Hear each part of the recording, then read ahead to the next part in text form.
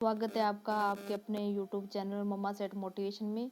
तो चलिए आज की जो क्लास है अपने हिंदी व्याकरण की है, जो आज की जो क्वेश्चन है अपने हिंदी व्याकरण के है, ठीक है। तो हिंदी व्याकरण पढ़ेंगे अपने।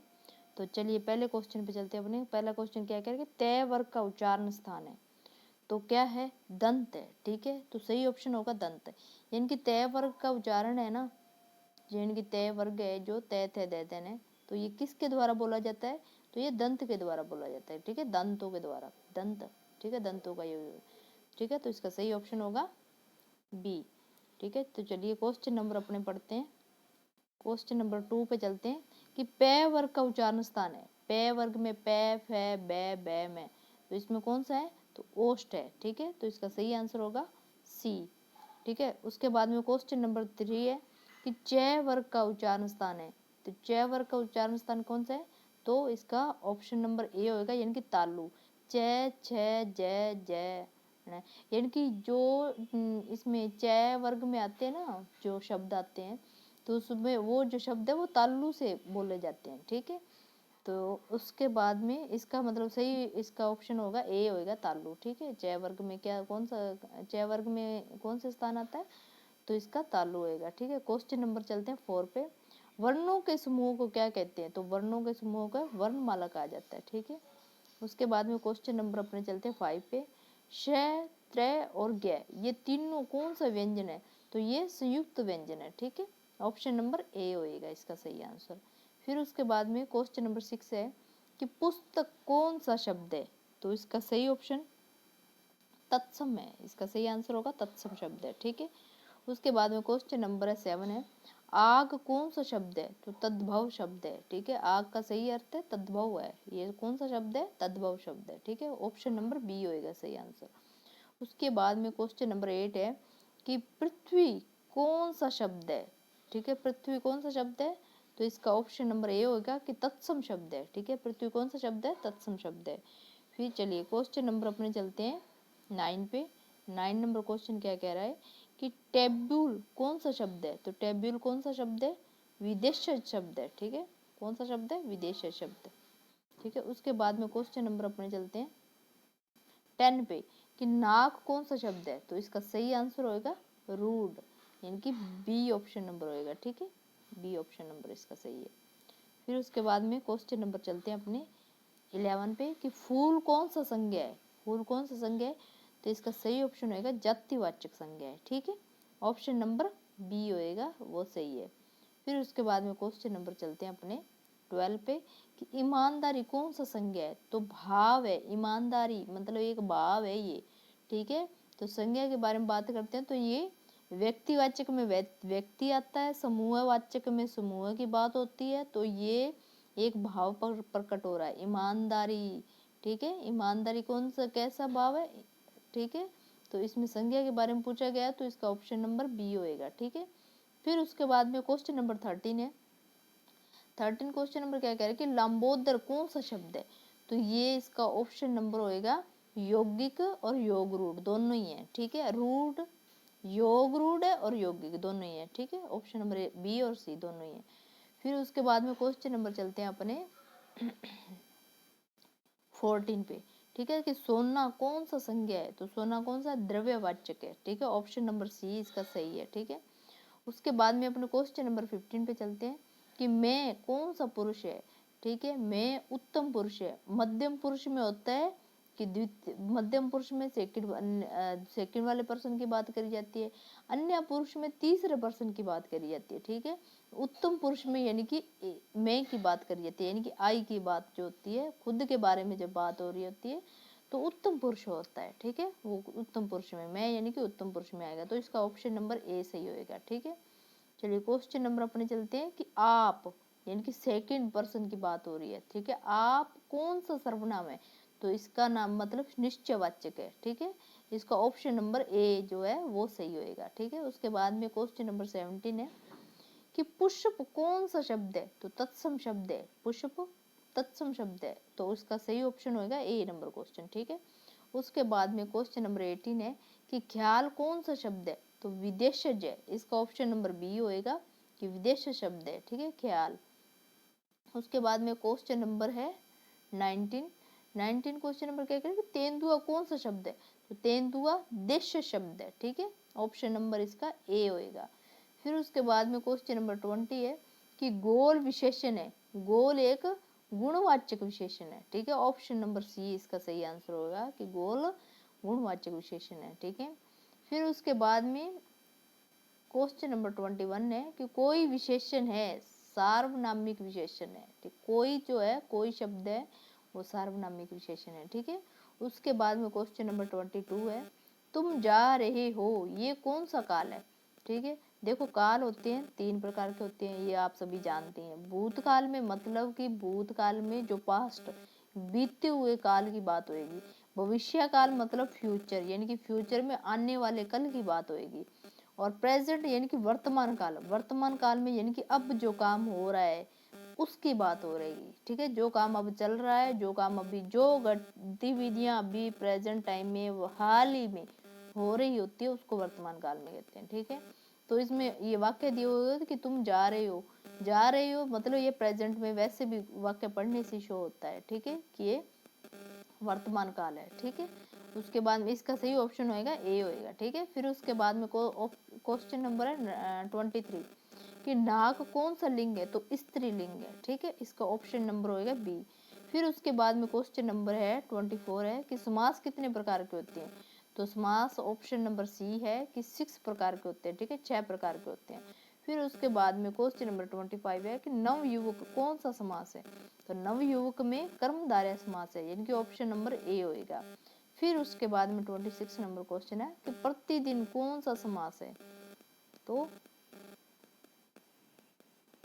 क्वेश्चन नंबर 27 नंबर क्वेश्चन क्या है कि देशभक्ति कौन सा समास है, देशभक्ति में कौन सा समास है, तो इसका सही आंसर होगा तत्पुरुष समास है यानी कि इसमें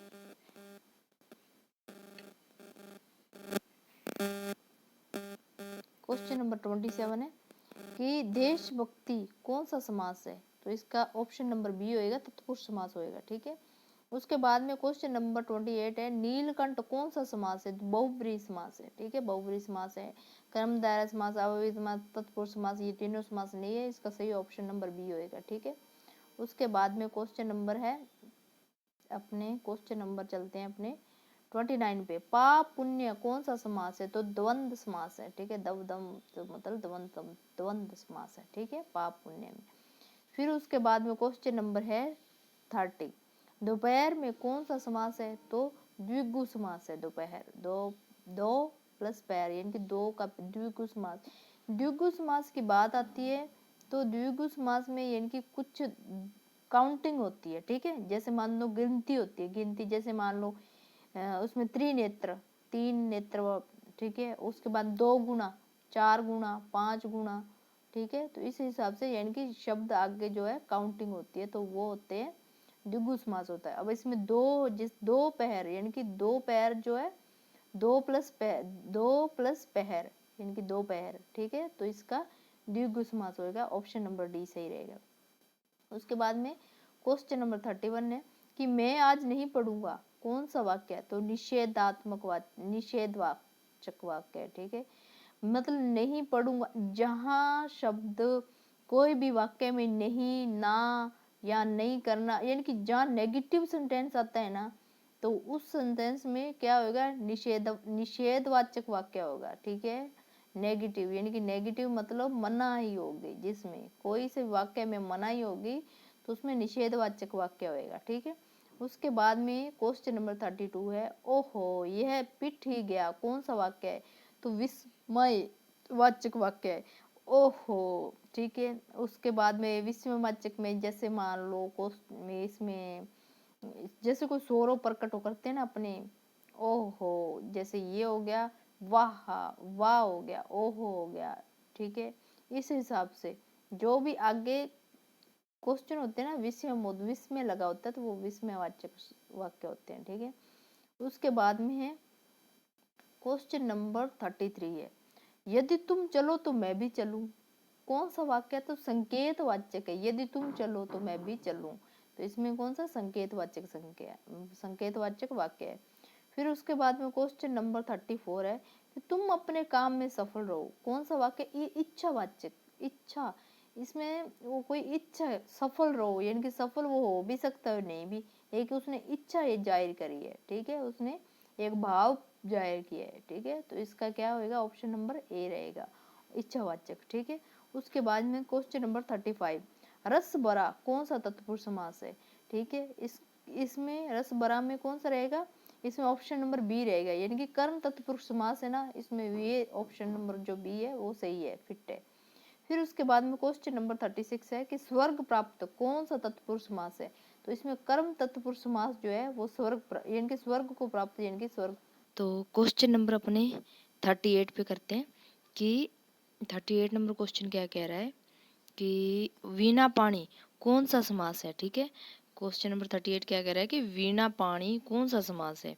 तो इसका सही ऑप्शन होएगा ऑप्शन नंबर सी होएगा, बहुव्रीहि समास है, ठीक है। फिर उसके बाद में क्वेश्चन नंबर 39 है कि दु अन्नी कौन सा समास है? यानी कि कभी भी देख लेना, जिस शब्द में, यानी कि जिस शब्द में क्या होएगा कि काउंटिंग होती है, ठीक है, जैसे मान लो ती अन्नी हो जाता है यहाँ पे, या चो अन्नी हो जाता है यहाँ पे, ठीक है। तो यहाँ पे काउंटिंग, यहाँ पे गिनती की बात हो रही है, वहां पे द्विगु समास होएगा, ठीक है। तो चलिए क्वेश्चन नंबर 39 का इसका सही ऑप्शन नंबर डी होएगा, द्विगु समास होएगा, ठीक है। द्विअन्नी का कौन सा समास है? तो ऑप्शन नंबर डी है, द्विगु समास होएगा। फिर अपने क्वेश्चन नंबर चलते हैं 40 पे। 40 क्वेश्चन नंबर क्या कह रहा है कि पद पद कितने प्रकार के होते हैं? तो इसका सही ऑप्शन होएगा बी, यानी कि 3 प्रकार के होते हैं, ठीक है। फिर उसके बाद में क्वेश्चन नंबर 41 है, निम्नलिखित में से अशुद्ध शब्द है, अशुद्ध शब्द यानी कि अपने को एरर ढूंढनी कि कौन सा शब्द जो है वो गलत है। ये ऑप्शन नंबर इसका सी है, मंत्रिमंडल जो है ये गलत लिखा हुआ है, ठीक है। उसके बाद में क्वेश्चन नंबर है 42। 42 में भी अपने को अशुद्ध शब्द के बारे में बताना है कि अशुद्ध शब्द जो है वो कौन है। तो इसमें ऑप्शन नंबर जो ए है, साप्ताहिक, ये गलत लिखा हुआ है, ठीक है। उसके बाद में क्वेश्चन नंबर 43 है, इसमें है निम्नलिखित में अशुद्ध शब्द है, अशुद्ध शब्द कौन सा है? तो उसके इसमें है, जैसे ए ऑप्शन नंबर है ईश्वरीय है, अनुकूल है, आशीर्वाद है और नक्षत्र है। तो ये सारे जो ईश्वरीय लिखा हुआ ये सही है, अनुकूल लिखा हुआ सही है और आशीर्वाद भी सही लिखा हुआ है। तो जो डी है ऑप्शन नंबर नक्षत्र, ये गलत लिखा हुआ है। तो इसका सही ऑप्शन होएगा ऑप्शन नंबर डी, नक्षत्र होएगा।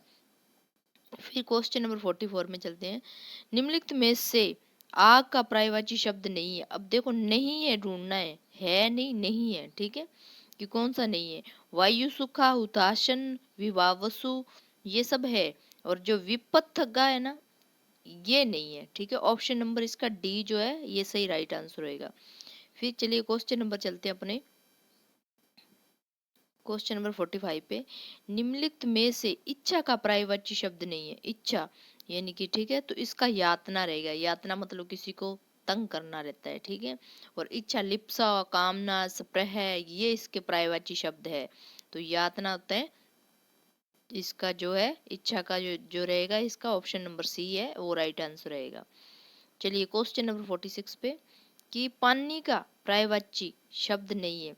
मेघ पुष्प है, नीर है, सर है, ये अम्बु है, ये पेड़ के बारे में बात करेगी ये ऑप्शन नंबर ए है इसका सही आंसर रहेगा।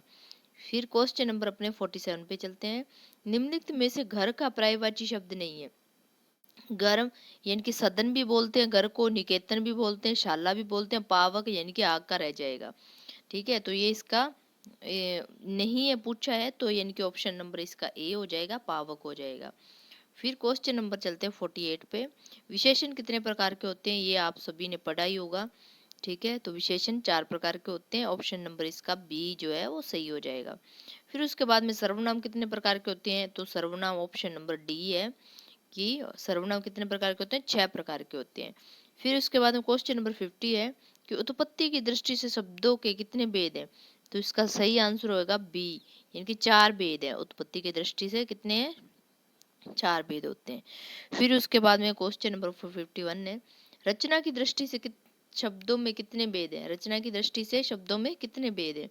तो इसका ऑप्शन नंबर बी हो जाएगा, 3 भेद है, ठीक है।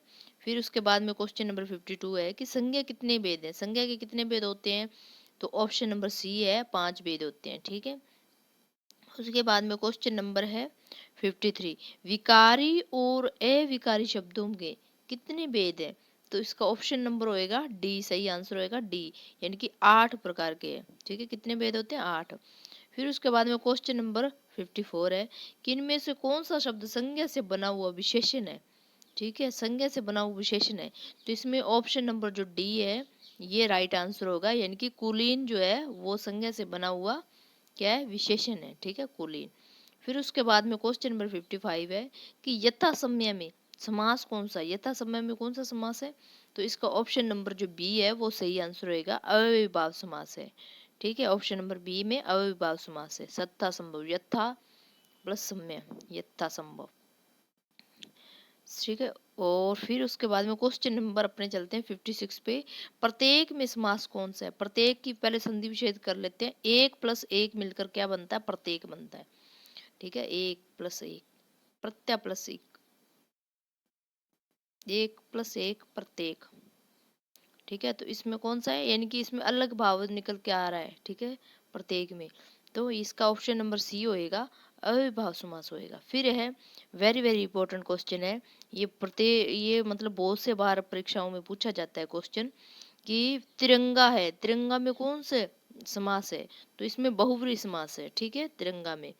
ठीक है, अपने देश की बात हो रही है, तिरंगा के बारे में पूछा जा रहा है, तो तिरंगा में कौन सा समास रहेगा? बहुव्रीहि समास रहेगा। फिर उसके बाद में क्वेश्चन नंबर 58 है कि कवि का स्त्रीलिंग रूप क्या है? तो देखिए, कवि का अपने को पता तो है कि कवित्री है, पर इसमें अपने को ऑप्शंस में ये देखना है कि कवित्री लिखा कौन सा सही है। ठीक है, जैसे ए ऑप्शन है कवित्री, ये गलत लिखा हुआ, कवि कवि के ऊपर मतलब वह के ऊपर मात्रा है। ठीक है, ये गलत है। फिर उसके बाद में ऑप्शन नंबर बी देखेंगे, तो इसमें तो बिल्कुल ही आणी लिखा हुआ है, कवि आणी, यानी कि यानी तो हो ही नहीं सकता, ये तो ऑप्शन बिल्कुल गलत हो गया। फिर ऑप्शन नंबर सी, यानी कि ए और सी में से अपने को चेक करना है कि दोनों में से कौन सा सही लिखा हुआ। ठीक है, तो कव प्लस इत्री, कवित्री, ये सही लिखा हुआ, ऑप्शन नंबर सी इसका जो है सही आंसर रहेगा। इसको बार बार लिखोगे, प्रैक्टिस करोगे, तो इसमें आपको जो ग्रामेटिकल जो एरर आती है वो आपको फाइंड करनी आ जाएगी। फिर उसके बाद में क्वेश्चन नंबर 59 चलते हैं कि सूर्य का स्त्रीलिंग रूप क्या है? तो सूर्य का क्या होएगा? ऑप्शन नंबर डी, सूर्या होएगा। ठीक है, सूर्या, सूर्याणी, सूरी, सूरा, ये नहीं होएगी। ऑप्शन नंबर डी जो इसका है राइट आंसर है, सूर्या होएगा। फिर उसके बाद में क्वेश्चन नंबर 60 पे चलते हैं कि पेड़ से फल गिरा, इस वाक्य में से किस कारक की उपाधि है? देखो, कर्ता ने कर्म को कर्ण से, ठीक है, अपादन से, ठीक है, तो इसमें से जो पूछा गया है, से की विभक्ति के बारे में पूछा गया है, तो इसका ऑप्शन नंबर जो बी है वो अपादान होएगा, सही आंसर। ठीक है, उसके बाद में क्वेश्चन नंबर 61 है कि वह कुल्हाड़ी से वृक्ष काटता है, इस वाक्य में से किस से विभक्ति है? ठीक है, तो इसमें क्या कौन किसकी है? तो कर्ण की होएगी, ऑप्शन नंबर जो इसका सी है वो सही रहेगा। ठीक है, उसके बाद में क्वेश्चन नंबर 62 है कि माँ ने बच्चे को सुलाया, इस वाक्य में को किस कारक की विभक्ति विभक्ति है? ठीक है, तो इसमें ऑप्शन नंबर जो बी है कर्म की होती है, तो ये सही है। ठीक है, और इसका ऑप्शन नंबर सही होएगा, आंसर बी होएगा। ठीक है, कर्म होएगा। फिर उसके बाद में अध्यापक शब्द का स्त्रीलिंग रूप बताना है। ठीक है, अब 63 नंबर क्वेश्चन अध्यापक है, तो इसका स्त्रीलिंग क्या है? ये पुल्लिंग है, अध्यापक, और स्त्रीलिंग बताना है। अपने को देखना है कि सही कौन सा लिखा हुआ है। ठीक है, अब देखो, अध्यापिका बी ऑप्शन है, ये गलत है। अध्यापिकी, ये गलत है। अध्यापका, ये गलत है। ठीक है, तो ऑप्शन नंबर जो ए है वो सही है। इसको बार बार लिखोगे, प्रैक्टिस करोगे, तो आपको इसमें ग्रामेटिकल जो एरर है वो फाइंड करनी आ जाएगी। ठीक है, तो जे ऑप्शन नंबर जो ए है ये सही है, अध्यापिका, ये सही लिखा हुआ है। ठीक है, तो इसका सही आंसर होगा ए होएगा, अध्यापिका। ठीक है, अध्यापक का, अध्यापिका। फिर उसके बाद में क्वेश्चन नंबर 64 है कि नायक शब्द का स्त्रीलिंग रूप बताइए। ठीक है, तो इसमें देखो कि ए ऑप्शन है नायिका, बी ऑप्शन नायिकी, डी ऑप्शन नायका, तो सी ऑप्शन नायिका। ठीक है, तो नायक का नायिका, यानी कि सी ऑप्शन जो है ये सही लिखा हुआ है। ठीक है, तो ऑप्शन नंबर इसका राइट हो जाएगा, सी हो जाएगा। फिर क्वेश्चन नंबर है 65, महाशय शब्द का स्त्रीलिंग रूप बताना है। तो महाशय का ऑप्शन नंबर सी है, महाशय, ये सही लिखा हुआ, बाकी जो सारे हैं वो गलत लिखे हुए हैं। ठीक है, ग्रामेटिकल एरर है सब में, और ये जो शब्द है सी ऑप्शन जो है सही लिखा हुआ। फिर उसके बाद में क्वेश्चन नंबर है 66 है, नेता शब्द का स्त्रीलिंग रूप क्या है? ठीक है, तो इसका सही आंसर होएगा ए होएगा, ठीक है, ए यानी कि नेत्री, ठीक है। फिर उसके बाद में क्वेश्चन नंबर है अपने 67 है, ठीक है। दाता शब्द का स्त्रीलिंग रूप क्या है? तो ऑप्शन नंबर डी है, दात्री रहेगा। बाकी जो है ये नहीं होंगे दाता के, ठीक है।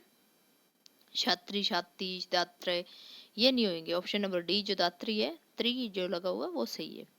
उसके बाद में 68 नंबर, इंद्र शब्द का स्त्रीलिंग रूप बताना है, ठीक है। इंद्र का क्या होगा? इंद्राणी होएगा, ठीक है, ना कि इंद्रा होएगा, ना इंद्राणी। ये जो बाकी के शब्द लिखे हुए वो गलत लिखे हुए हैं, ठीक है। तो इसका सही आंसर होगा इंद्राणी। फिर उसके बाद में क्वेश्चन नंबर चलते हैं 69 पे। किणे शब्द का उच्चारण क्या है? अणे। देखो एक बार आप बोलोगे ना तो बोलते ही आपको पता चल जाएगा कि ये दंतों के द्वारा बोला जाता है, ओष्ठों के द्वारा बोला जाता है, या तालु के द्वारा बोला जाता है, या कंठ के द्वारा बोला जाता है। तो अणे बोलते हैं तो सीधा तालु से इसका ताल्लुक है, ठीक है। तो तालु के द्वारा बोला जाता है, तो इसका सही ऑप्शन नंबर सी रहेगा, ठीक है। फिर उसके बाद में क्वेश्चन नंबर 70 है कि ऊ ध्वनि का उच्चारण स्थान है। ऊ बोलते देखो होठ गोल हो जाते हैं, ठीक है, ऊ बोलते ही होठ गोल हो जाते हैं, तो ये ओष्ठ यानी कि होठों के द्वारा बोला जाता है, ना कि तल, कंठ, दंतालु, ये किसी के द्वारा नहीं बोला जाता। ऊ शब्द है ओष्ठ के द्वारा बोला जाता है, तो इसका सही आंसर हो जाएगा बी हो जाएगा। फिर उसके बाद में क्वेश्चन नंबर 71 है, ये बहुत से बार पूछा जाता है, वेरी वेरी इंपॉर्टेंट क्वेश्चन है, इसको बार बार लिख लिख के प्रैक्टिस कर लीजिएगा। तो समुच्चय का सही संधि विच्छेद क्या है? तो सम प्लस उत प्लस आय, समुच्चय, ठीक है, सम प्लस अत प्लस आय। इसका ऑप्शन नंबर जो है बी सही हो जाएगा। फिर है क्वेश्चन नंबर 72 है कि सूर्योदय का सही संधि विच्छेद क्या है? सूर्य प्लस उदय। ऑप्शन नंबर जो सी है ये सही है, ठीक है, सूर्यो प्लस दय, सूर्य प्लस उदय। ऑप्शन नंबर बी में देखो इसमें क्या है, डबल दी हुई है, ठीक है, इसमें ए लगा हुआ है, सूर्य नहीं बनेगा, ठीक है। और ऑप्शन नंबर ए में देखो इसमें यो बना हुआ है, ये भी नहीं होएगा, ठीक है। ऑप्शन नंबर जो सी है सूर्य प्लस उदय यानी कि सूर्योदय, ठीक है, ये ऑप्शन नंबर सी जो है इसका राइट आंसर होएगा। फिर उसके बाद में क्वेश्चन नंबर है 73, महेंद्र का संधि विच्छेद क्या है? तो महेंद्र का क्या होगा? महा प्लस इंद्र। ऑप्शन नंबर जो सी है इसका राइट आंसर होएगा, महा प्लस इंद्र, महेंद्र। फिर उसके बाद में क्वेश्चन नंबर है 74, क्या आप जा रहे हैं? क्या में कौन सा निपात है? तो देखो जो अपने वाक्य पढ़ रहे हैं ना, तो वाक्य पढ़ते ही अपने को पता चल रहा है कि ये क्वेश्चन मार्क है, ठीक है, क्वेश्चन मार्क है यानी कि प्रश्न पूछे जा रहे हैं, तो इसका सीधा सटीक आंसर है ऑप्शन नंबर बी, प्रश्न बोधक है, ठीक है। फिर उसके बाद में क्वेश्चन नंबर है 75, मैं भी यह जानता हूँ, इसमें मैं भी में कौन सा निपात है? तो मैं भी यह जानता हूँ, ये बलदायक है, यानी कि वाक्य पढ़ते ही वाक्य का रियलाइजेशन हो जाता है कि ये कौन सा है, ठीक है, तो बलदायक निपात है ये, ठीक है। उसके बाद में क्वेश्चन नंबर 76 है कि झूठ मत बोलो, इस वाक्य में मत कौन सा निपात है? देखो जहाँ पे नेगेटिव सेंटेंस फील होता होगा, जहाँ पे नेगेटिव सेंटेंस की बात हो रही है, ठीक है, तो मत, नहीं, ठीक है, ना, तो ये जो शब्द है नेगेटिव होते हैं, ठीक है, तो इसमें कौन सा होगा? निषेध बोधकवाद, ठीक है, निषेध बोधक को निपात होएगा, ठीक है। इसमें ऑप्शन नंबर जो है डी जो है 76 का सही आंसर होएगा। उसके बाद में क्वेश्चन नंबर 77 है कि तुम्हें राम के आने तक प्रतीक्षा करनी होगी, इस वाक्य तक, इस वाक्य में तक का कौन सा निपात है? तो तक का है, तो यानी कि उसको बलपूर्वक है, ये बलदायक है, ठीक है, ऑप्शन नंबर जो सी है इसका राइट आंसर होगा। फिर उसके बाद में क्वेश्चन नंबर 78 पे चलते हैं कि पशु पक्षी ही अपना हित समझते हैं। अब ही में कौन सा निपात है? ठीक है, इस वाक्य में ही में कौन सा निपात है, तो ये बताना है। तो अपने को इसका ऑप्शन नंबर है बी है, इसमें भी बलदायक निपात है, ठीक है, ऑप्शन नंबर बी जो है राइट आंसर रहेगा। फिर उसके बाद में 79, काश आज वर्षा होती, इस वाक्य में काश कौन सा निपात है? तो विस्मय बोधक यानी कि ऑप्शन नंबर सी, जैसे काश, ओहो, वाह, ठीक है, तो ये जो होते हैं विस्मय बोधक होते हैं, ठीक है, ये जिसमें ये आते हैं और आगे जो विस्मय चिन्ह लगा होता है वो विस्मय बोधक होते हैं, ठीक है, इसमें ऑप्शन नंबर सी रहेगा। फिर उसके बाद में क्वेश्चन नंबर 80 है कि निपात कितने प्रकार के होते हैं? तो इसका सही आंसर होगा डी, इनके 9 प्रकार के होते हैं, ठीक है। उसके बाद में क्वेश्चन नंबर है 81। उर्वरा शब्द के लिए वाक्यांश है। उर्वरा, उर्वरा किसको बोलते हैं? उत्सर, समतल भूमि, बंजर भूमि, इनको तो नहीं। उर्वरा मतलब उपजाऊ को बोलते हैं, ठीक है। आगे ऊ लग गया, ठीक है। इसकी ट्रिक पकड़ लो कि उपजाऊ भूमि को बोलते हैं, ठीक है। उर्वरा, उर्वरा से उपजाऊ भूमि। ऑप्शन नंबर डी जो इसका सही आंसर होएगा। फिर उसके बाद में क्वेश्चन नंबर 82 है, व्याकरण जानने वाला वाक्य के लिए एक शब्द बताओ। तो इसका ऑप्शन नंबर जो सी है वो सही होगा, व्याकरण, ठीक है। उसके बाद में क्वेश्चन नंबर 83 है कि गाल बजाना का अर्थ है डींग हाँकना, ठीक है। इसका ऑप्शन नंबर जो सी है ये सही होएगा, ठीक है। फिर उसके बाद में 84 है कि अगर मगर करने का अर्थ क्या है? तो आप सभी को पता ही है, ऑप्शन नंबर बी है इसका, बहाने बनाना होता है, ठीक है। अगर मगर करना इनकी बात को टालना, ठीक है, और बहाने बनाना। फिर उसके बाद में 85 है कि शुद्ध शब्द कौन सा है? तो सच्चिदानंद, ऑप्शन नंबर जो बी है इसका सही आंसर है, ठीक है। इसको लिख लिख के बार बार प्रैक्टिस करना, देख तो आपको जो सच्चिदानंद है ये शब्द जो है आपको फाइंड करना आ जाएगा कि कौन सा शुद्ध शब्द है, ठीक है। बाकी जो है जैसे ए ऑप्शन है, बी ऑप्शन है, ए ऑप्शन, सी ऑप्शन और डी, इसमें देखो सच्चिदानंद ये गलत लिखा हुआ है, ठीक है। डबल चे आएगा इसमें, तो इसमें है ही नहीं है डबल चे, ठीक है। तो ऑप्शन नंबर बी है, इसमें डबल चे लिखा हुआ है, तो ये ऑप्शन नंबर बी जो है सही है, सच्चिदानंद। फिर उसके बाद में क्वेश्चन नंबर 86 है कि शुद्ध वर्तनी वाला शब्द कौन सा है? तो इसके ऑप्शन नंबर सी जो है सुषुप्ति, ये सही लिखा हुआ है, बाकी के है जो गलत है। फिर उसके बाद में 87 नंबर क्वेश्चन है कि सही वर्तनी छांटिए। ज्योत्सना है, तो ऑप्शन नंबर जो बी है ज्योत्सना, ये सही लिखा हुआ है, ठीक है। उसके बाद में 88 क्वेश्चन है कि शुद्ध शब्द क्या है? तो संपूर्ण जो है सी नंबर ऑप्शन इसका सही आंसर है। फिर उसके बाद में क्वेश्चन नंबर 89 है कि दयानंद में प्रयुक्त संधि का नाम बताओ। तो ऑप्शन नंबर सी है, दीर्घ संधि आएगी इसमें दयानंद में। फिर उसके बाद में क्वेश्चन नंबर 19, तो क्वेश्चन नंबर 91 पे चलते हैं कि सदैव में प्रयुक्त संधि का नाम बताना है, ठीक है। सदैव में कौन सी संधि है? तो इसका ऑप्शन नंबर जो है ए जो है वो सही होगा, यानी कि स्वर संधि है, ठीक है। सदैव में कौन सी संधि है? स्वर संधि है। ऑप्शन नंबर ए जो है इसका राइट आंसर है। फिर उसके बाद में क्वेश्चन नंबर 92 है कि सन्मति का सही संधि विच्छेद करना है, ठीक है। इसमें एक चीज ध्यान रखना कि जो प्रथम अक्षर जो शब्द होता है ना प्रथम, वो पंचम के साथ एक्सचेंज होता है। और मान लो पंचम अक्षर आ गया तो वो किसके साथ चेंज होएगा?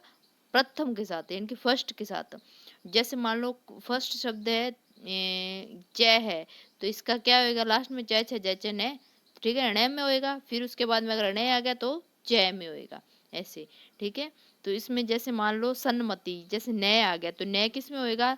इसका जो प्रथम अक्षर होएगा कौन सा होगा? तय होगा। और तय का पंचम अक्षर कौन सा होएगा? तय का न होएगा। तो इसका सही संधि विच्छेद होगा सत प्लस मति, ऑप्शन नंबर जो बी है इसका सही आंसर होगा। अब इत्यादि है, ठीक है, इत्यादि का सही संधि विच्छेद करना है 93 में। तो इसका ऑप्शन नंबर जो है बी है, इति प्लस आदि, ठीक है, ये सही होएगा आंसर नंबर, ठीक है। ऑप्शन नंबर बी जो है ये सही होएगा। फिर उसके बाद में क्वेश्चन नंबर है 94 है।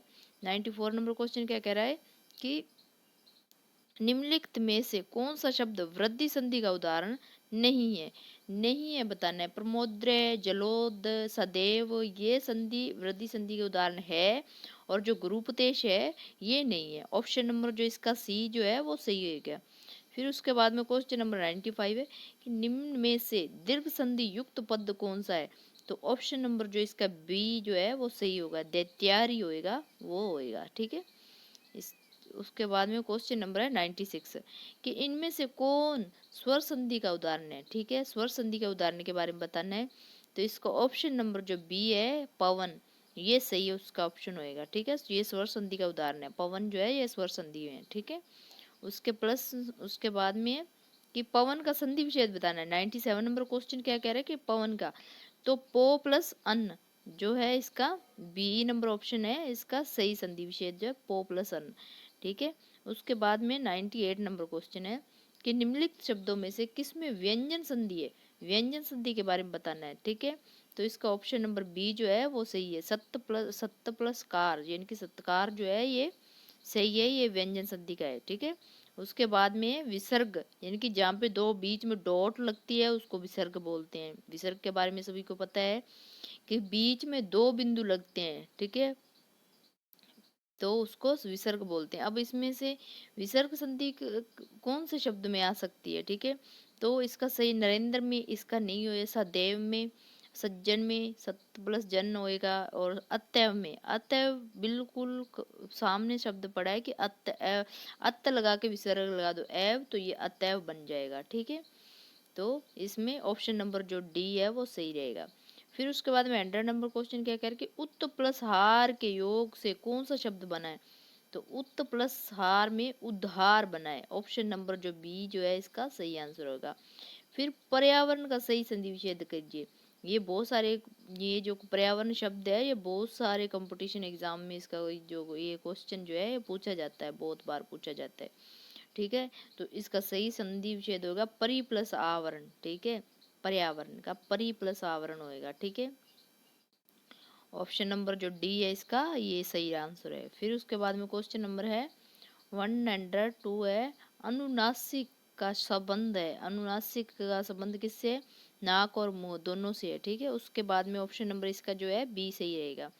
फिर उसके बाद में 103 क्वेश्चन है कि क्वेश्चन नंबर अनुनासिक व्यंजन कौन से होते हैं, तो वर्ण के पंचम अक्षर जो होते हैं वो अनुनासिक होते हैं, ठीक है, पंचम अक्षर जो लास्ट वाले क्वेश्चन, जैसे कै खे अड़े, अड़े जो है वो है, तै थे दे थे ने, ने जो है ये पंचम अक्षर होते हैं, जो लाइन के पांच लास्ट वाले अक्षर होते हैं उसको पंचम होते हैं, ठीक है, ये अनुनासिक होते हैं।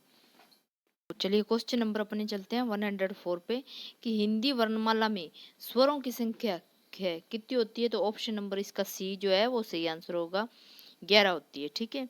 क्वेश्चन नंबर 105 है, जो पहले कभी न हुआ हो, तो इसका ऑप्शन नंबर होएगा डी जो है वो सही आंसर है, अभूतपूर्व, जो पहले कभी घटित न हुआ अभूतपूर्व,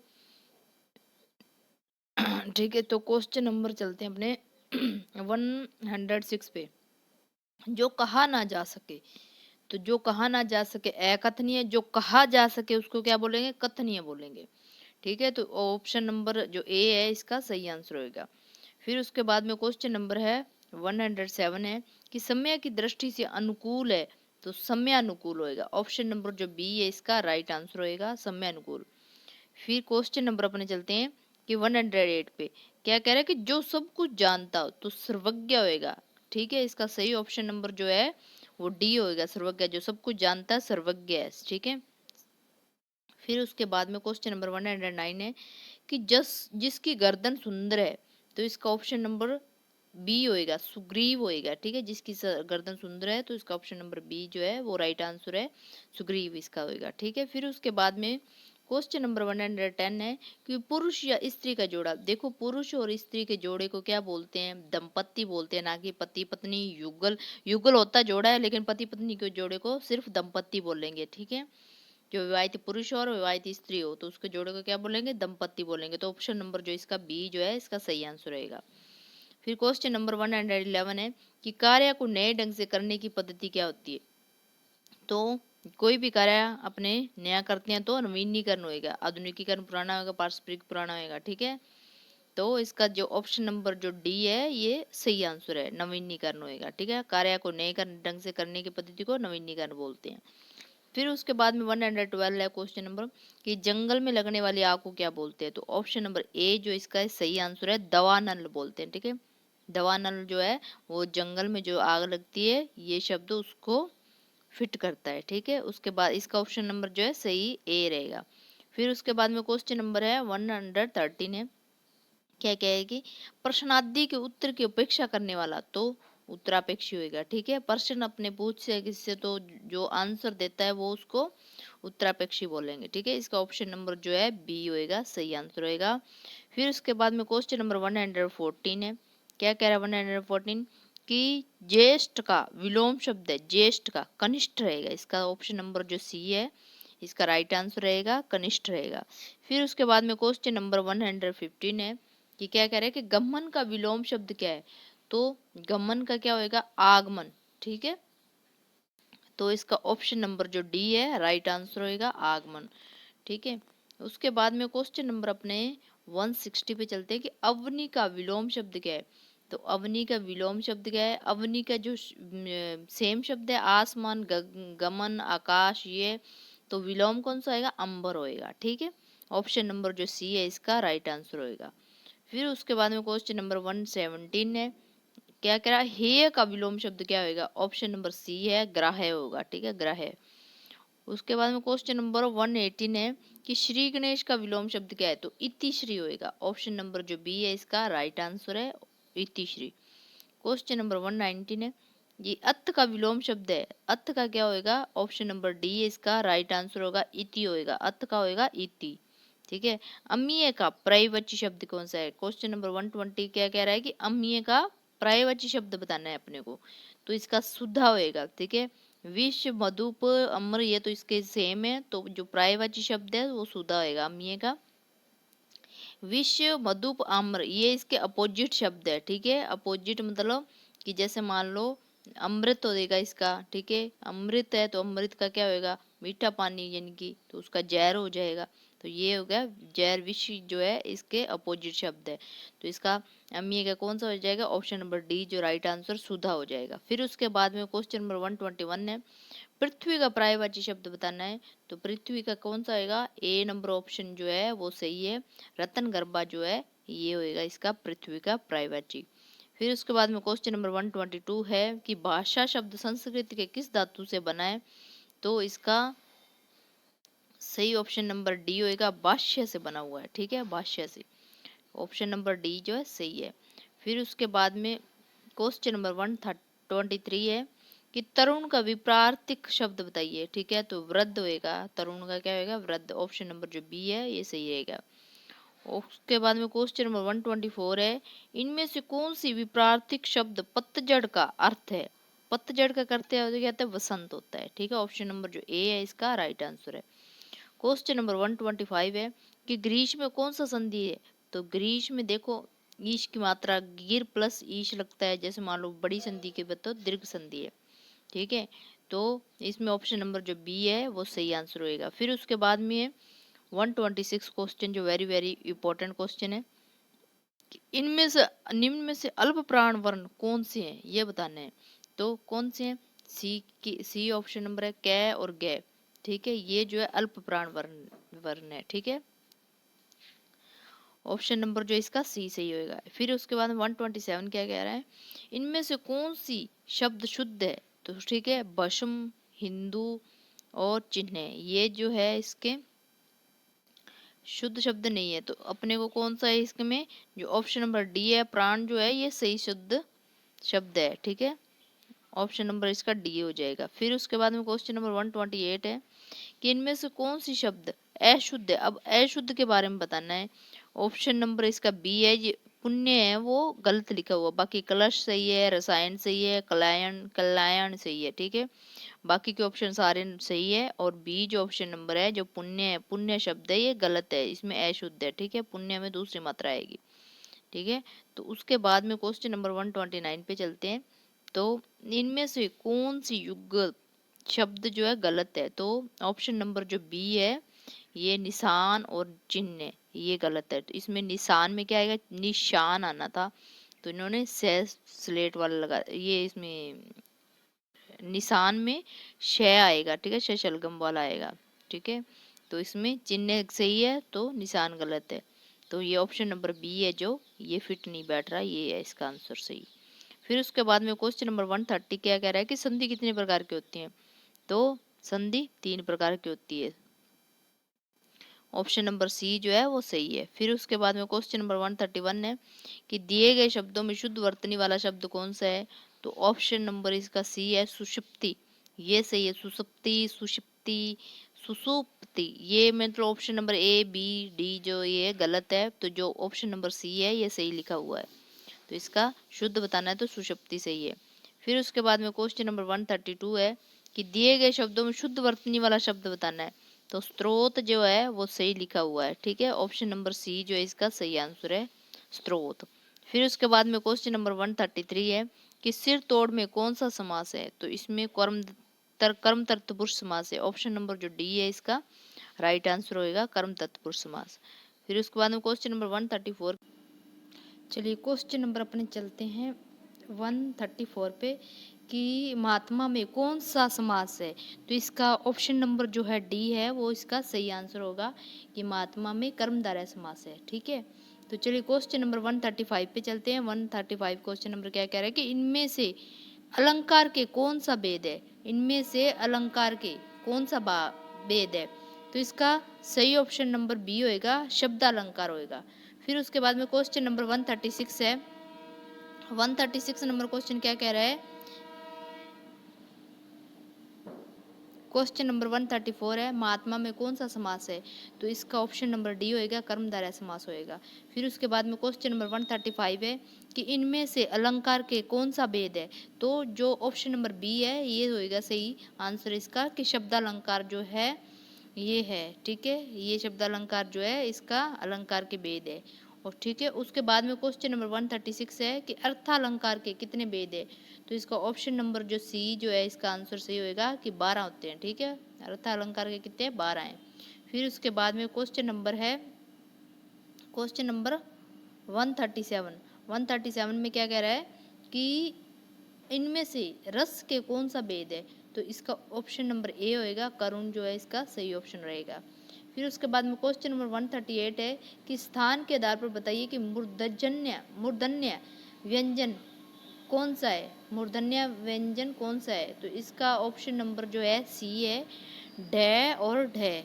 ठीक है, उसके बाद में क्वेश्चन नंबर 139 है कि निम्न में से अल्प प्राण वर्ण कौन से है। तो क और ग, ऑप्शन नंबर सी जो है इसका सही आंसर होएगा, क और ग होएगा। ठीक है, फिर उसके बाद में क्वेश्चन नंबर अपने चलते हैं 140 पे कि निम्न में से नासिकीय व्यंजन कौन से है। तो ण, यानी कि नासिकीय यानी कि जो नाक से शब्द बोले जाते हैं वो ण है।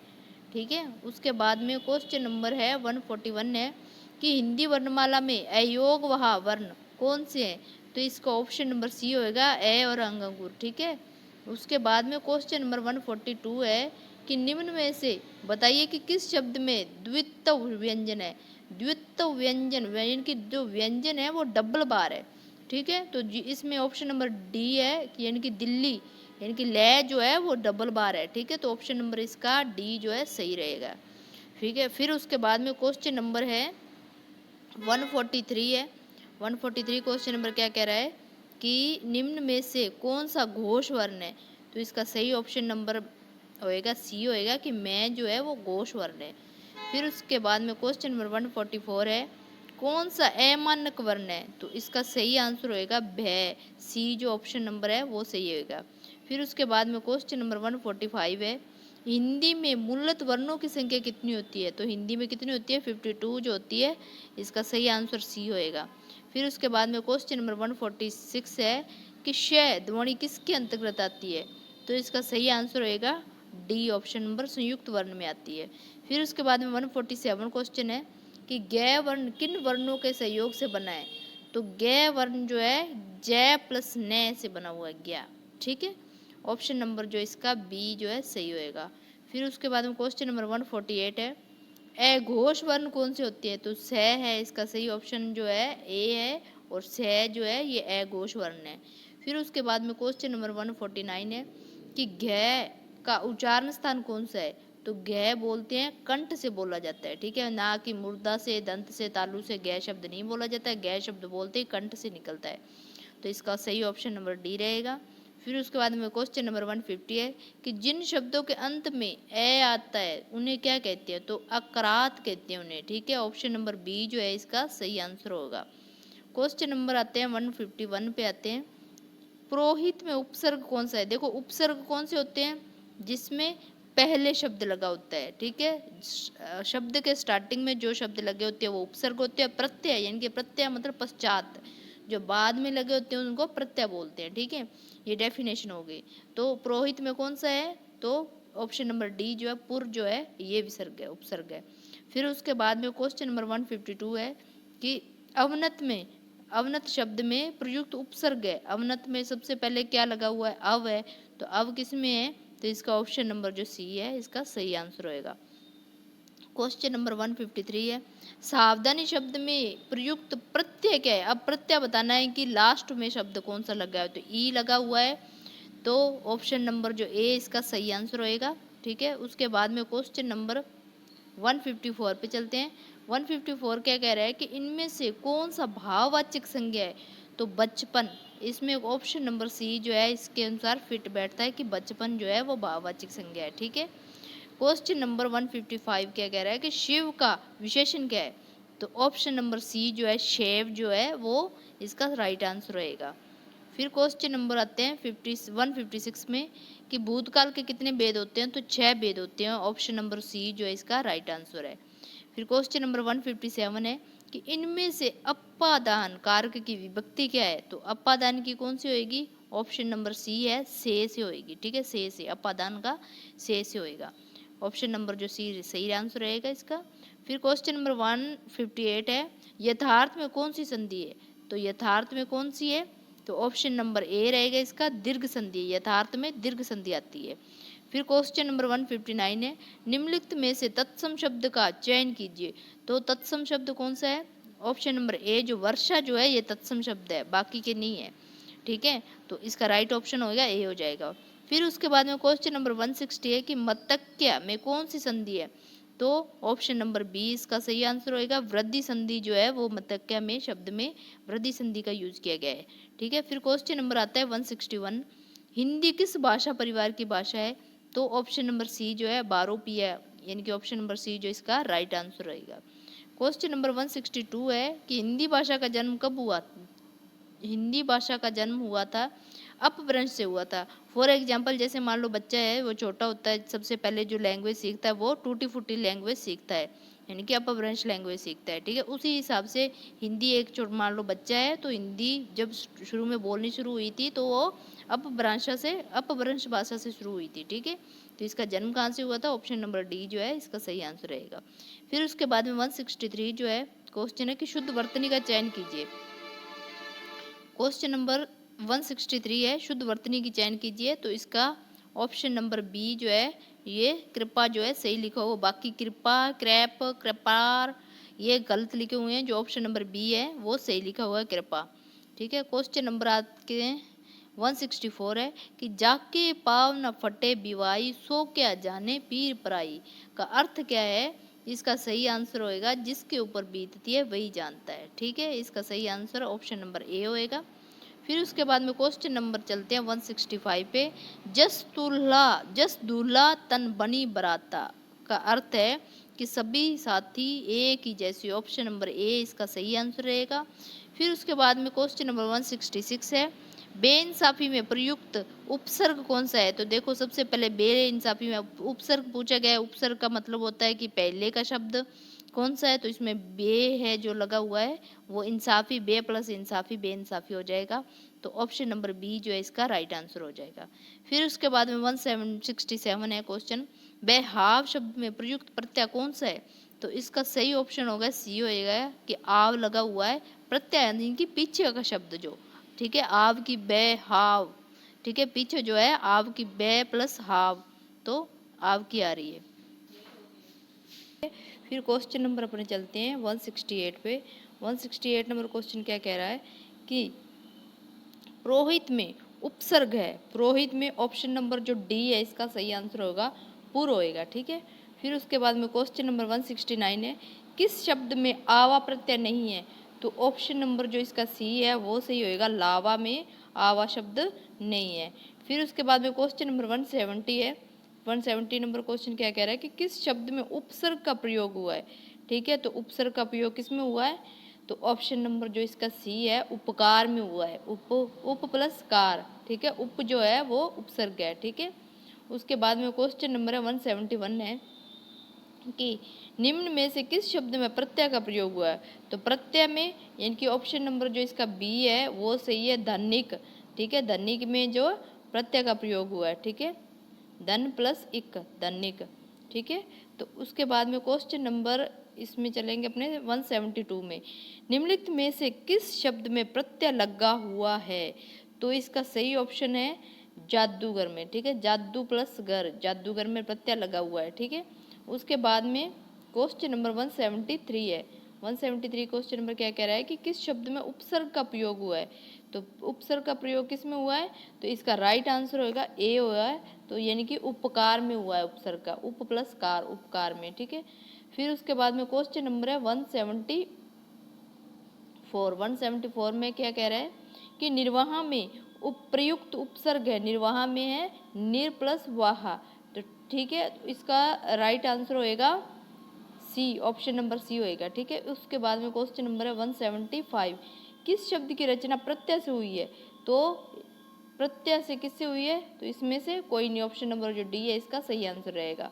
फिर उसके बाद में क्वेश्चन नंबर 176 है कि चिरायु शब्द में प्रयुक्त उपसर्ग है, चिरायु में कौन सा है, चिर प्लस आयु, तो उपसर्ग की बात हो रही है, तो आगे वाले क्वेश्चन, आगे वाले जो शब्द होते हैं, वो आगे वाले शब्द होते हैं वो उपसर्ग होता है, जो पीछे लगता है वो प्रत्यय होता है, तो चिर, ऑप्शन नंबर जो इसका डी है जो राइट आंसर होएगा। फिर उसके बाद में 177 है क्वेश्चन, किस शब्द में उपसर्ग नहीं है, तो इसका राइट आंसर होएगा बी, ओढ़ना में उपसर्ग नहीं है, ठीक है, ओढ़ प्लस ना, तो ओढ़ना में उपसर्ग नहीं है, प्रत्यय तो है पर उपसर्ग नहीं है, ठीक है। उसके बाद में क्वेश्चन नंबर 178 है कि इनमें से कौन सा शब्द समूह वाचक प्रत्यय नहीं है, तो इसका राइट आंसर होएगा ऑप्शन नंबर बी, प्रेस में नहीं है, ठीक है। क्वेश्चन नंबर 179 है कि पवित्र में प्रयुक्त संधि का नाम बताना है, तो पवित्र में कौन सी संधि यूज हुई है, तो इसका राइट आंसर होएगा बी, यानी कि अयादी संधि हुई है, ठीक है। उसके बाद में क्वेश्चन नंबर 180 है कि निम्नलिखित में से तत्सम शब्द का चयन कीजिए, तत्सम शब्द कौन सा है, तो ऑप्शन नंबर जो इसका सी है राइट आंसर होएगा उद प्लस गम, उत प्लस गम, उद्गम, ठीक है, तो इसका सही आंसर होएगा सी होएगा, ऑप्शन नंबर सी। उसके बाद में क्वेश्चन नंबर 181 है कि पाठशाला किस प्रकार का शब्द है, तो ये कैसा शब्द है, ये यौगिक शब्द है, तो ऑप्शन नंबर जो सी है इसका राइट आंसर होएगा यौगिक। क्वेश्चन नंबर 182 है कि कै वर्ण किसके योग से बना है, तो इसका राइट आंसर होगा कै में क्या होता है, कोई भी शब्द होते हैं, मान लो कै, कह गए, इन सभी शब्द में आधे में क्या होता है, इसमें ए जो है वो ए शब्द मिलकर पूरा शब्द बना होता है, ठीक है। जब हलंत लगती है तो इसका मतलब वो आधा अक्षर है, ठीक है, तो उसको पूरा करने के लिए ए का यूज किया जाता है, ठीक है। तो ये कै में कै प्लस है, जैसे कश बन जाए, कै प्लस रह कर बन जाएगा, फिर जय प्लस, तो ये जो आधे अक्षर बने हुए हैं तो ये इसके रोंग है, तो इसका कै वर्ग का योग किससे बना है, कै प्लस ए से बना, कै हलंत प्लस ए से, ऑप्शन नंबर डी इसका जो है सही आंसर होएगा। फिर उसके बाद में क्वेश्चन नंबर 183 है कि ऊष्म और संयुक्त किसके प्रकार है, तो इसका सही आंसर होगा ए, ऑप्शन नंबर ए है जो इसका सही है, व्यंजन के है, ऊष्म और संयुक्त किसके प्रकार है, व्यंजन के है। उसके बाद में वन क्वेश्चन नंबर है 184 कि स्पर्श व्यंजन कितने प्रकार के होते हैं, तो इसका सही ऑप्शन होएगा डी, और मतलब कि 25 प्रकार के होते हैं, यानी कि 25 प्रकार के होते हैं, स्पर्श व्यंजन है वो 25 प्रकार के होते हैं। फिर उसके बाद में क्वेश्चन नंबर 185 है कि शय कौन सा व्यंजन है, तो ये ऊष्म व्यंजन है, ठीक है, ऑप्शन नंबर ए जो इसका है राइट आंसर होएगा, ऑप्शन नंबर ए। फिर उसके बाद में क्वेश्चन नंबर 186 है इनमें से किस शब्द में वर्ण संबंधी अशुद्धि है, अब अशुद्धि ढूंढनी है ना कि शुद्धि, इसमें सबसे पहले क्वेश्चन जो है ध्यान से पढ़ना चाहिए अपने को कि अशुद्ध शब्द कौन सा है, अनाधिकार सही लिखा हुआ है, अमरूद सही लिखा हुआ है, स्थान सही लिखा हुआ। अब अनुकूल में देखो, अनुकूल में न पे जो मात्रा है ना नीचे, ये जो है ये अपोजिट आनी चाहिए थी इसके, ठीक है, तो ये अनुकूल जो है वो सही नहीं लिखा हुआ, तो इसका राइट आंसर होएगा बे, ठीक है, बी होएगा इसमें, यानी कि बी में जो है एरर है, ग्रामेटिकल एरर है, ठीक है। उसके बाद में क्वेश्चन नंबर 187 है कि इनमें से किस शब्द में लिंग प्रत्यय संबंधी अशुद्धियां हैं, ठीक है। अब देखिए गायिका सही लिखा हुआ, अनाथा सही लिखा हुआ, गोपी सही लिखा हुआ, नारी जो शब्द है इसमें जो नारी लिखा हुआ है ये गलत लिखा हुआ है, तो ऑप्शन नंबर जो इसका बी है जो इसका राइट आंसर है। फिर उसके बाद में 188 है कि इनमें से किस शब्द में हलंत संबंधी अशुद्धियां नहीं है, ठीक है, अशुद्धियां नहीं है, अशुद्धियां नहीं है का देखना है अपने को, ठीक है, अशुद्धियां नहीं है यानी कि शुद्ध है वो, ठीक है। बाकी में सब में भविष्यात, श्रीमान, सत्यचित्त, इसमें देखो, और उसमें ऑप्शन नंबर डी में देखो बुद्धिमान में जो है न पे जो हलंत है वो सही लगी हुई है, तो इसका राइट ऑप्शन होएगा ऑप्शन नंबर डी। उसके बाद में 189 क्वेश्चन है कि कि इनमें से किस शब्द में चंद्र बिंदु संबंधी अशुद्धियां, चंद्र बिंदु मतलब जैसे अंगना पे, इसमें जो 189 क्वेश्चन है, इसमें ऑप्शन देखने से ही पता चल जाएगा कि इसका राइट आंसर कौन सा होगा। जैसे इसमें बोला है कि चंद्र बिंदु की मतलब चंद्र बिंदु नहीं लगाओ, वो शब्द अपने को सर्च करना है। जैसे अंगना पे लगा हुआ है सही है, दांत पे लगा हुआ है सही है, चांद पे लगा हुआ है सही है, तो इसमें पहुंच है जो इसका राइट आंसर होएगा पहुंच, यानी कि पहुंच पे नहीं लगा हुआ, ठीक है। फिर उसके बाद में क्वेश्चन नंबर अपने चलते हैं 190 पे, कि इनमें से योजक चिन्ह कौन सा है। तो योजक चिन्ह जो जोड़ने वाला जो चिन्ह है, तो ऑप्शन नंबर बी है जो इसका ये योजक चिन्ह होता है, ठीक है। उसके बाद में 191 है क्वेश्चन नंबर, कि इनमें से कौन सी जातिवाचक संज्ञा से भाववाचक संज्ञा बनाया गया है। तो बुढ़ापा जो है ये जातिवाचक संज्ञा से भाववाचक में बनाया गया है। फिर उसके बाद में क्वेश्चन नंबर 192 है, इनमें से कौन सी शब्द समूहवाचक संज्ञा है। तो ऑप्शन नंबर जो है समूहवाचक, यानी कि शब्द समूहवाचक अपने को ढूंढना है। तो समूह मतलब सभा के जो सभा शब्द है ये समूह को संबोधित करता है, तो इसका राइट आंसर होगा ए। फिर उसके बाद में क्वेश्चन नंबर 193 है, इनमें से कौन सी शब्द पुल्लिंग है। तो पुल्लिंग के बारे में पूछा जाए तो इसका राइट आंसर होगा गिलास, ऑप्शन नंबर जो है ए है, ठीक है। उसके बाद में क्वेश्चन नंबर 194 है, निम्नलिखित में से किस वाक्य में अकर्मक क्रिया है, यानी कि किसी पर अकर्मक क्रिया और सहकर्मक क्रिया दो प्रकार की होती है, अकर्मक क्रिया और सहकर्मक। सहकर्मक में क्या होता है कि कर्ता का जो फल होता है वो कर्म पर पड़ता है, और अकर्म में कोई कर्ता का फल नहीं होता। अब गेहूं पिस रहा है, इसमें कोई फल नहीं है, तो ये अकर्मक क्रिया है, तो ऑप्शन नंबर सी जो है इसका राइट आंसर होएगा। फिर उसके बाद में क्वेश्चन नंबर 195 है, कि निम्नलिखित मिश्र वाक्यों में से कौन सा विशेषण उपवाक्य है। तो इसका सही आंसर होएगा ऑप्शन नंबर डी है, लखनऊ जो उत्तर प्रदेश की राजधानी है एक ऐतिहासिक नगर है, ठीक है। ऑप्शन नंबर डी इसका जो है राइट आंसर रहेगा। उसके बाद में क्वेश्चन नंबर है 196 है, कि उसने कहा कि मैं घर जाऊंगा, वाक्य है उसने कहा, यानी कि किसी ने कहा कि किसी थर्ड पर्सन ने कहा कि मैं घर जाऊंगा, कि मेरे बारे में बात हो रही है कि मैं घर जाऊंगा, ठीक है। तो इसमें कौन से हैं कि दो और तीन प्रकार के वाक्य जो इसमें संयुक्त हो रहे हैं, ठीक है, इसमें मिलान हो रहा है। तो इसमें कौन सा ऑप्शन नंबर होएगा, ऑप्शन नंबर बी है जो मिश्र वाक्य होएगा, ठीक है। उसने कहा, किसी ने कहा, कोई पता नहीं है किसने कहा है, ठीक है, कि मेरे बारे में बात हो रही है कि मैं घर जाऊंगा, तो इसमें मिश्र वाक्य है, ठीक है। ऑप्शन नंबर बी जो इसका राइट आंसर होएगा।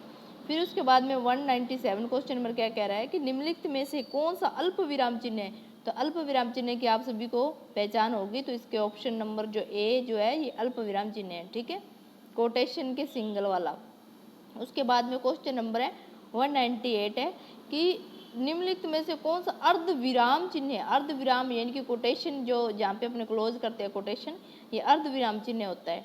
तो ऑप्शन नंबर जो डी है इसका राइट चिन्ह राइट आंसर होएगा। उसके बाद में क्वेश्चन नंबर 119 है, 199 क्वेश्चन नंबर क्या कह रहा है, कि अरे उसने तो कमाल कर दिया, वाक्य है। तो जैसे अरे वाह ओहो, ये कौन से वाक्य होते हैं, ये विस्मय बोधक होते हैं, ठीक है, इसमें स्वरों प्रकट करते हैं तो विस्मय बोधक। तो ऑप्शन नंबर जो बी है इसका राइट आंसर होएगा। क्वेश्चन नंबर 200 है, कि वह कौन सा व्यक्ति है जिसने जवाहरलाल नेहरू का नाम न सुना हो, वाक्य है। इसमें मिश्र वाक्य है, क्योंकि जवाहरलाल नेहरू के बारे में बात हो रही है, नाम भी बता दिया और वह कौन सा व्यक्ति है, थर्ड पर्सन की बात भी होगी है। Thank you so much.